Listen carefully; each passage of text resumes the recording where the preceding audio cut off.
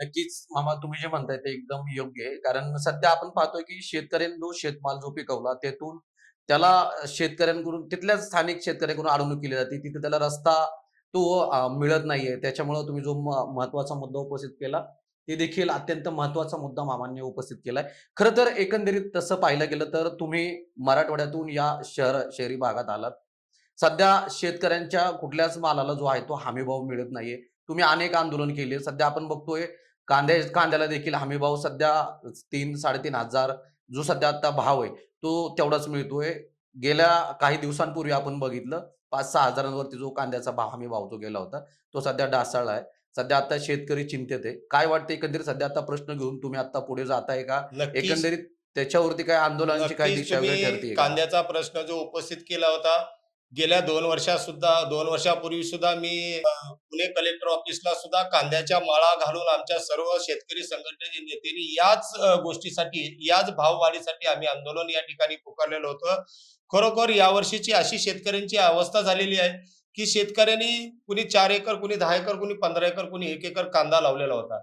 पण यावेळेस बळीराजाला, वरुणराजाला खूप मोठा पाऊस झाल्यामुळं ज्या शेतकऱ्याला 1000 पोती होते, 50 पोती होते, 100 पोती होते. अशा शेतकऱ्याला ज्या ठिकाणी 500 पोतं शेतकऱ्यांना झाले, त्या ठिकाणी 200 पोतं सुद्धा जमिनीमध्ये तो कांदा या ठिकाणी सडून गेलेला आहे. तरी शेतकऱ्यांच्या कांद्याला भाव या राज्य सरकारने, केंद्र सरकारनं केलेला नाही. केंद्र सरकार काय करतंय, जर आपल्या या राज्याच्या शेतकऱ्यांना भाव जर कांद्याला आला, तर केंद्र सरकार कांदा बाहेरून आयात करतंय.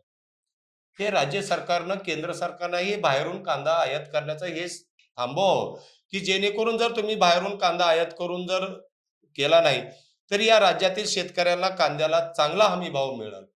अशी परिस्थिती शेतकरी शेतकरी खूप मोठा शेतकरी आहे. शेतकरी अख्खं जग बंद करू शकतो. एवढी ताकद या शेतकऱ्यांमध्ये आहे. आणि दुसरा प्रश्न आपण उपस्थित केला, की शेतकऱ्यांच्या तुरीला भाव नाहीये, शेतकऱ्यांच्या कापसाला भाव नाहीये.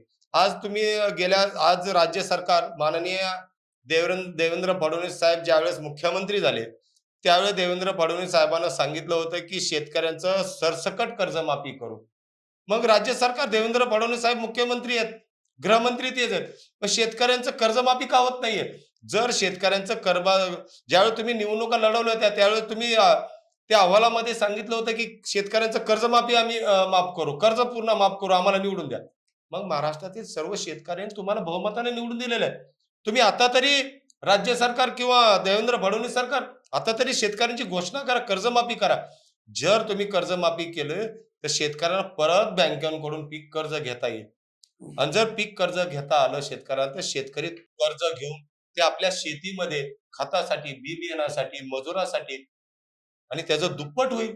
पण सरकार याची दखल घेणार. मी तर तुमच्या माध्यमातून आवाहन करतो सरकारला, माननीय मुख्यमंत्र्यांना करतो, माननीय कृषी मंत्र्यांना करतो, की तत्काळ आपण या 10 दिवसाच्या आतमध्ये तुम्ही कर्जमाफीची घोषणा करा.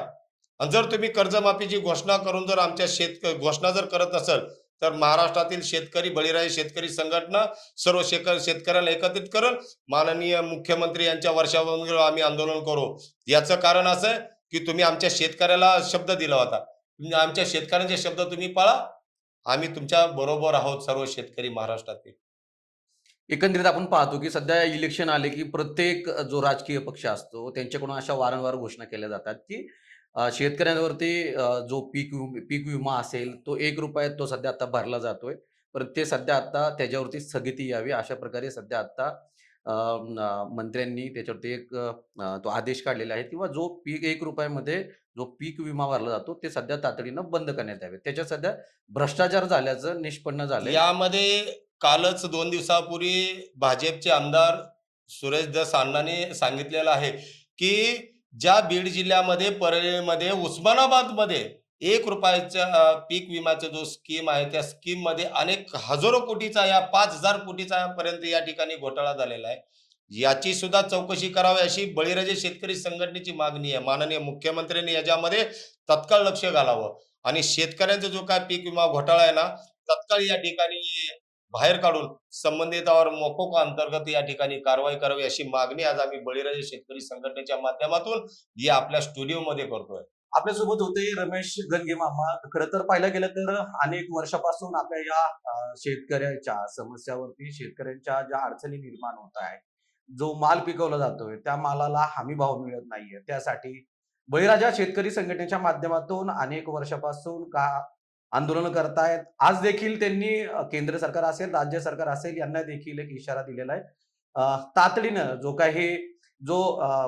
कांद्यावरती जो काही त्यांनी निर्यात कर लावला असेल किंवा जो सध्या जो कांद्याला हमी भाव मिळत नाहीये, तुरीला हमी भाव मिळत नाहीये, तो हमी भाव मिळावा यासाठी सध्या शेतकरी संघटनेच्या माध्यमातून रमेश गंगे मामा यांनी केंद्र सरकार आणि राज्य सरकारला आंदोलनाचा इशारा दिलेला सध्या पाहायला मिळतोय. एकंदरीतच राज्य सरकार असेल, केंद्र सरकार असेल, वेळोवेळी शेतकऱ्यांच्या कर्जमाफीबद्दल बोलत असतं.